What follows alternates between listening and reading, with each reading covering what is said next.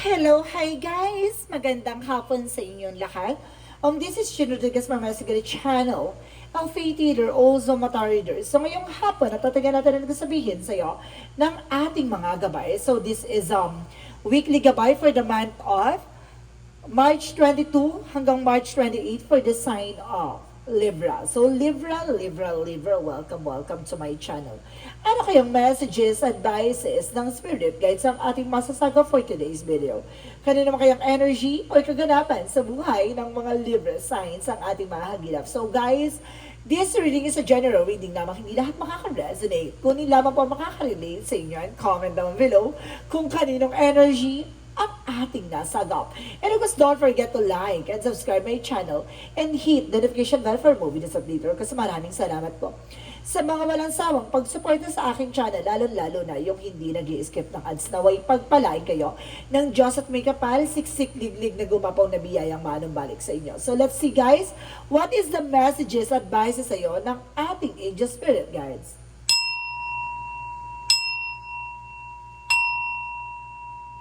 Angel Spirit messages give me an information. So for the sign of Libra. Angel Spirit, please give me information po kung ano gusto sabihin sa ating mga kapatid ng Libra signs. So there is the King of Pentacles. So there is a practicality, no? Kumbaga pagdating sa finances, kailangan maging matalino ka, maging wise ka. Kung ano lang yung mga bagay na kailangan mo, yun lang dapat unahin mo, no? So let's see, additional messages. And of course, there is the Six of Cups. Oh, there is a past person.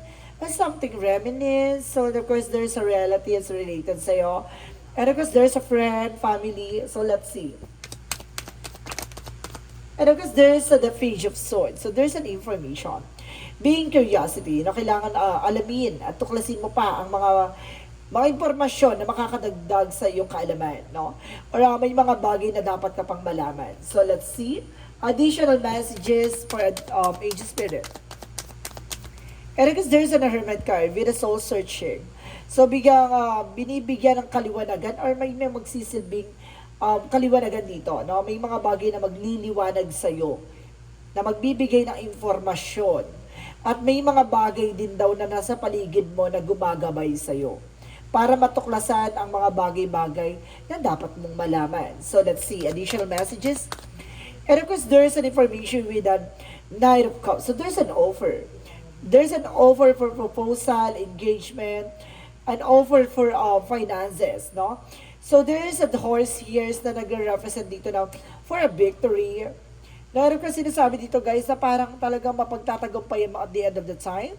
And kasi sinasabi sa'yo dito, this is the opportunity that brings you unhappiness.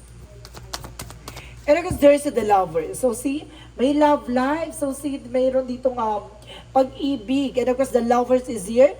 That represents the divine guidance. So talagang protektado ka ng ating mga gabay pagdating sa love. Wow.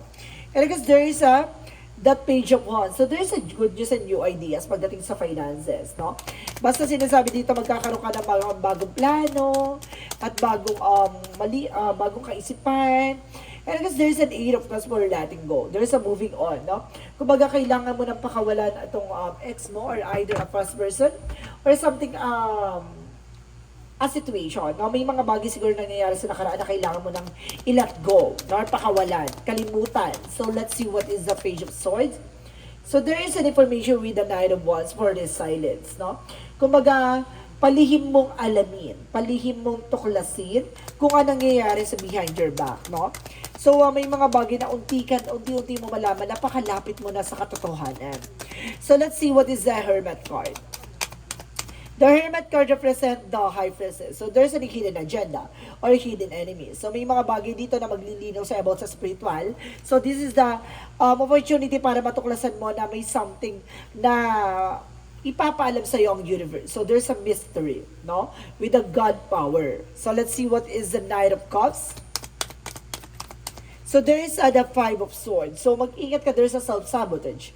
Kumbaga, may mga offer na dumarating sa buhay mo na kailangan mo munang obserbahan, mag-analyze, i-visualize, at pagmasdan at alamin kung ano yung advantage and disadvantage. Para itong offer na to ay hindi ka mapunta sa isang alanganing situation. So let's see, what is the lovers? For lovers is the page of cups. So there's an intuition. Kumbaga mataas ang intuition mo pagdating sa love life. Na mataas ang, there's an instinct. Kumbaga malakas ang kababo at vibration mo pagdating sa love. No, kumbaga there's a spark. Something na kumbaga nagbigay sa ng kumbaga love appears. Parang gano'n. Parang ngayon mo lang na parang naipakita yung totoong pagmamahal mo, no, sa tong taon to, gano'n. So let's see what is the King of Pentacles and of course the Page of Wands. So there is the Judgment for a wake-up call. So mapaalala sa iyo na kailangan mo na maging practical pagdating sa finances kasi tumatanda ka na, nagkakaedad ka na. So kumbaga nababago na yung sitwasyon at nababago na yung pangangatawan mo. So let's see what is the Six of Cups and the Eight of Cups. So there is the Four of Pentacles. Protect your power, protect your energy. So see, may mga bagay na kailangan mo na i-let go. Para na siya, para maproteksyonan mo yung sarili mong kapakanan. No? I-save mo yung pera or proteksyonan mo yung finances, career, and love life mo. So let's see what is the Page of Wands and of course the Knight of Wands. The Page of Swords, sorry. The Page of Swords and of course the Knight of Wands. So there is the Two of Swords. There's an indecision. Kumbaga ngayon ay, kumbaga nagkakaroon ka ng something, doubt and of course, alanganing situation. Parang nagkakaroon ka ng pangamba or either nagdadalawang isip ka, no, na yung nalaman mo ba ay totoo, ganon. So, kumbaga nagkakaroon ka ng struggles pagdating sa ideas. And there is a justice will be served, no? Kumbaga ipinagkaloob ng spiritual sa'yo na there is a mystery behind the scenes, na there is a karma and balance coming in for you. May hustisya. Maaring makuha mo ang good karma na to at yung mga taong gumawa behind your back ay maaring karmahin. Triple, no? There is a breakthrough and of course there's a hotspot or there's a on the spotlight. There's an Ace of Swords for a breakthrough, no? Kumbaga malalaman mo at matutuklasan mo kung ano yung talaga yung para sa'yo. So let's see what is the Lovers and of course the Page of Cups. So there's an information with the Ten of Wands. So ibig sabihin dito, there's a lot of obligation or responsibility pagdating sa love life.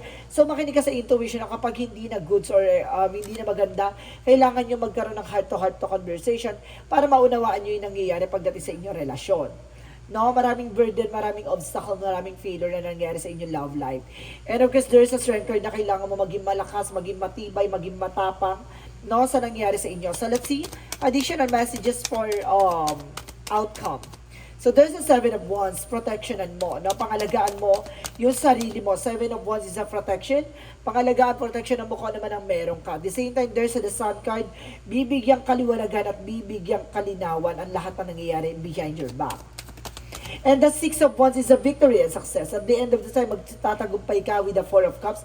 Dapat marunong ka na mag-re-evaluate or mag-analyze kung ano yung totoo at alam mo kung ano yung peke, no? Kumbaga, marunong ka kung replica ba or hindi, or it is the original, that marunong ka to, alamin kung ano yung totoo, no?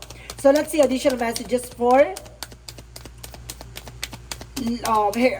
career. For career, so there is the Queen of Cups, healing. Magkakaroon ka na ng healing pagdating sa career and the full card. So there's a faith. Talagang there's a near to success. And because there's a leap of faith, talagang sinusubukan na pananampalataya mo about sa career and negosyo, hanap buhay mo, or finances or trabaho. So ibig sabihin dito, mag-ingat ka lang kasi may mga tao dito na parang kinukuha yung tiwala mo, no? So let's see additional messages for love life. So there is a Death card. This is the ending and a new beginning. Maaari may mga bagay na matapos na sa usapin ng love life sa'yo with the Knight of Cups. So kumbaga, matatapos na yung mga komplikasyon, matatapos na yung nagbibigay balakid sa inyong relasyon. The Knight of Cups is a wish fulfillment. And of course, there is a love offer and wishing coming true. Maaari ito na yung katuparan at pagbabago magaganap pagdating sa love life mo. Additional messages for health. So there is a King of Wands by control. Kontrolin mo yung mga bawal or yung mga bagay na hindi pwede sa'yo. Kasi maraming iyahain sa'yo, susubukan yung temptation mo na kung kaya mo bang iwasan yung mga bawal at hindi. So, ibig sabihin, maging maingat ka kumbaga sa mga kakainin mo or yung mga bagay na iinumin mo na alam mong may allergy or bawal sa'yo. So let's see what is magical fairy messages.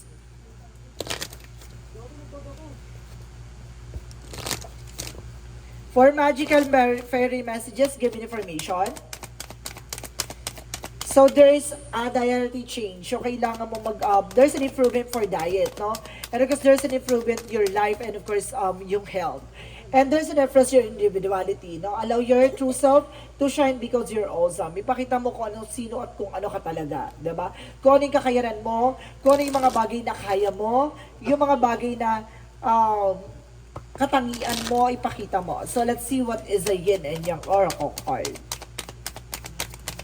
And of course, there's an information with the family, home, and commitment. So, there's a family related, no? And of course, there's a reflection. So, may mga bagay na nabasag na at hindi na muling mababalik pa, no? And of course, there's a storm, unexpected. May mga biglang unos na nangyari sa buhay mo na nagdulot sa'yo ng biglaan, no? Bigla ang pagbabago. And of course, there's a higher self activation, no? Kumbaga, minumulat ka about sa spirituality na there's something, an inspiration, and of course, there's an information na gustong ipaalam sa'yo na it's all about spiritual involvement.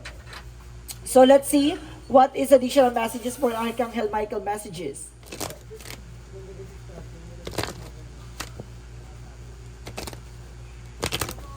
For Archangel Michael messages for you. So there's you're on the right path. Nasa tamang direction ka ha, it's a good part. And of course, sinasabi dito, there's a take your time to make a decision, no? Kung magatay na yung oras para makapag-decision ka na, and of course, the person you're asking is about trustworthy. Yung taong pinagkakatiwalaan mo, ay yung taong kinakausap mo ay mapagkakatiwalaan mo. So let's see what is the chakra. So there's an isolation, no? May mga oras or may mga pagkakataon na parang feeling mo nakakulong ka sa situation. Na parang feeling mo bakit ganito, bakit ganyan yung nararamdaman mo, bakit parang feeling mo hindi ka nakakaalis sa situation. No, don't you worry, there's an abundance. No, abundance is waving. So let's see what is additional angels messages. So there is a light and love. No, magkakaroon ka ng kaliwanagan pagdating sa pag-ibig. No, unti-unti mo nang maliliwanagan yan. At the same time, there is a body work. So there is a something massage or physical therapy or something exercises na kailangan mong gawin. There's a strength card. No, papalakasin ka at patitibayin ka. Nasa ganun sa mga susunod na eksena, kaya mong manindigan at kaya mong lumaban. So let's see what is the Monsology. For Monsology is a meditate and contemplate. So, kailangan mo mag-devotion, magdasal, magmuni-muni. And because there's a luck is in your side. Ang swerte, no, ay papabor na sa'yo. No, ito na yung swerteng, kumbaga, darating na. At maaring ito na ang pagbabago na magaganap. The answer you need is coming. So, ito na yung kasagutan sa mga katanungan mo. So, let's see what is the energy. So, there's a man holding a coin. So, some of you guys, if you are a Libra man, ikaw yung may hawak ng finances. If you are a Libra women, so, yung person yung may hawak ng finances. And there's a door to romance. No? May pintuan about sa pag-ibig. No? Kumbaga talaga, pagdating sa love talaga, mayroong kang lugar na pagdating sa pagmamahal. And of course, the first chakra, Archangel Michael, protection. No? Pinoprotection ka na ating Archangel Michael at pinangangalagaan ka. So, let's see what is additional angels messages. Angels messages represent the breadth of the cosmos. So, may will, tie will, micromanaging the universe. Kumaga, ibibigay sa iyo talaga yung mga bagay na nakalaan para sa iyo. And because there's a star keeper, star brother for a safety, loyalty, and trust. So, kailangan mo maniwala at magtiwala. So, let's see what is additional messages for angel spirit guides.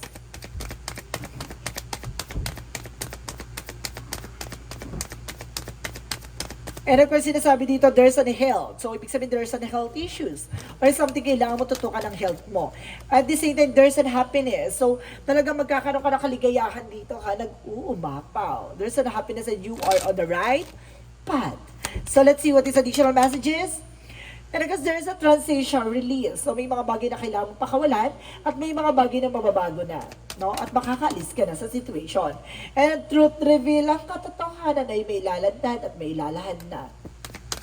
And of course, sinasabi dito guys, there is a movement, no? Paggalaw ng eksena.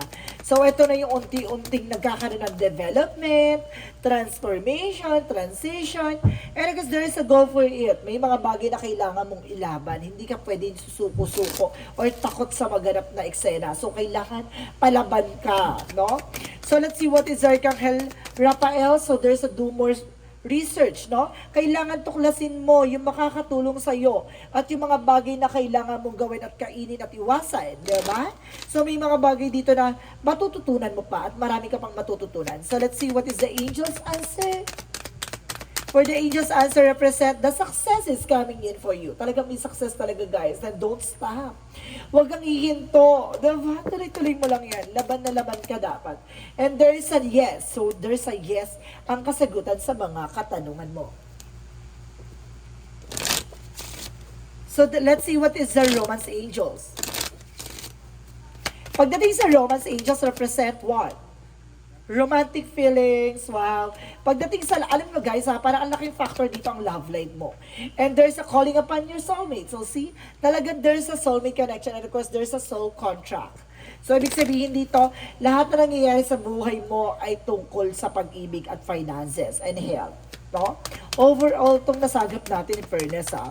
For Jesus' loving quote said, sinasabi dito, He that believe on me, he works that I do, shall he do, and the greater works that this shall he do, because I go to my Father. See, ang lahat ng mga taong, or lahat ng mga bagay na naniniwala sa ating Panginoon, lahat ng mga bagay na ginawa mo, ay lahat ng mga bagay na ay makakatulong sa iyo at makakabuti sa iyo, at lahat ng mga bagay na ginawa mo ay alam mo, ayon sa kalooban ng Diyos, ay ipagkakaloob niya sa iyo. Diba? The more kasi na ginawa mo center si God sa mga situation mo, sa lahat ng mga ginagawa mo sa buhay mo, sa lahat ng kaganapan sa eksena mo, lahat ng bagay na kapag ginitna mo ang ating Panginoon, magiging maganda at maayos ang buhay mo. Totoo yan.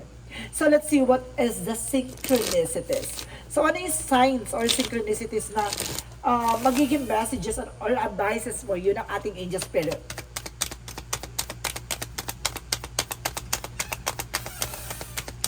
So there is a reflection. So ibig sabihin dito guys, no? Ayun yung sinasabi ko, lahat ng mga gagawin mo magre-reflect sa'yo. At the same time, there's a finder of the lost things. So may mga bagay na hinahanap mo ang pagkawala or may mga bagay na wala sa'yo. And don't you worry, there's a success is coming and waving for you. So let's see what is the angel's answer.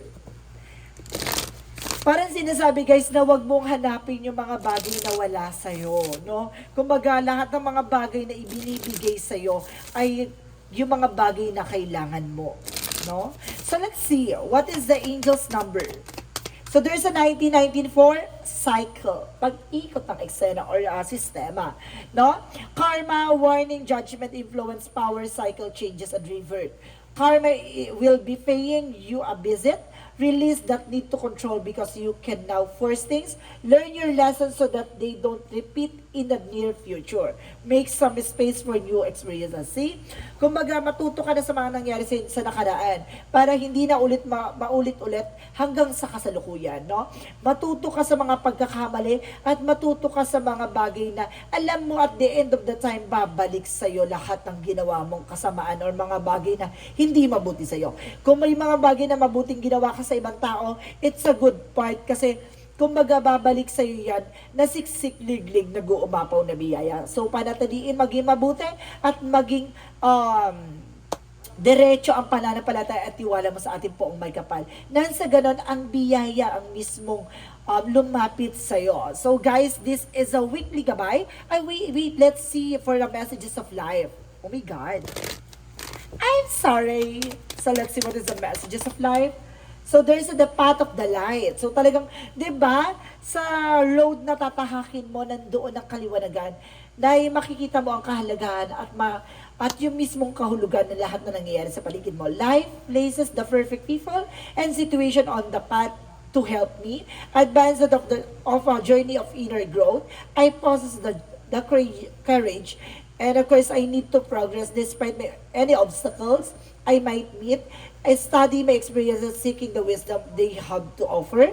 In this way, I improve from day to day. Today, I choose to grow in a faith And I am confident that at the end of the road, I will join to the light. So see, kumbaga sinasabi dito parang ginugrow at kumbaga nagkakaroon ng development at tiwala at pananampalataya mo at lalong tumitibay at lalong lumalakas. It's a good part. Now, na kumbaga alam mo na yung mga bagay na kailangan mong gawin at kailangan mong pakakatandaan. So guys, this reading is a weekly gabay for the month of March 22 hanggang March 28 for the sign of Libra. So Libra, maraming salamat for this wonderful reading. So once again, this reading is a general reading lamang, hindi lahat makaka-resonate. Kunin lamang pa makaka-relate sa inyo and comment down below kung kaninong energy ang ating nasagap. Maraming salamat guys and see you in the next video. Bye-bye and babush!